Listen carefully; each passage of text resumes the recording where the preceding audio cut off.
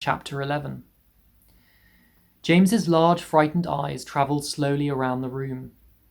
The creatures, some sitting on chairs, others reclining on a sofa, were all watching him intently.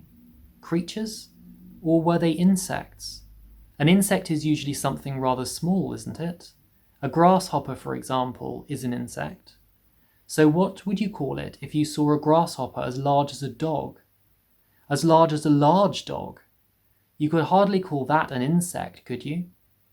There was an old green grasshopper as large as a large dog sitting directly across the room from James now. And next to the old green grasshopper there was an enormous spider.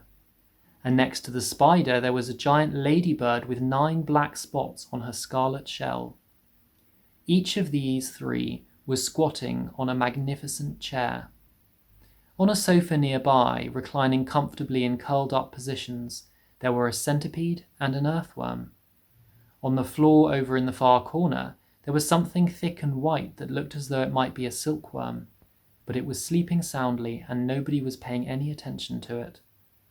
Every one of these creatures was at least as large as James himself, and in the strange greenish light that shone down from somewhere in the ceiling, they were absolutely terrifying to behold.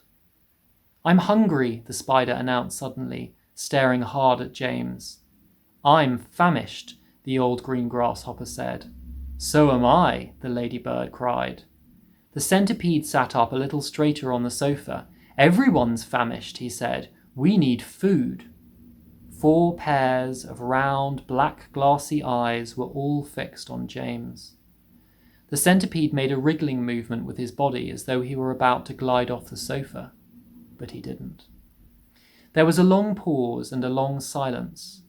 The spider, who happened to be a female spider, opened her mouth and ran a long black tongue delicately over her lips. "Aren't you hungry?" she asked suddenly, leaning forward and addressing herself to James. Poor James was backed up against the far wall, shivering with fright and much too terrified to answer. "What's the matter with you?" the old green grasshopper asked. "You look positively ill." "He looks as though he's going to faint any second," the centipede said. "Oh my goodness, the poor thing," the ladybird cried. "I do believe he thinks it's him that we're wanting to eat." There was a roar of laughter from all sides. Oh dear, they said. "What an awful thought." "You mustn't be frightened," the ladybird said kindly. "We wouldn't dream of hurting you. You're one of us now, didn't you know that? You are one of the crew. We're all in the same boat." "We've been waiting for you all day long," the old green grasshopper said. "We thought you were never going to turn up. I'm glad you made it." "So cheer up, my boy, cheer up," the centipede said. "And meanwhile, I wish you'd come over here and give me a hand with these boots. It takes me hours to get them off all by myself."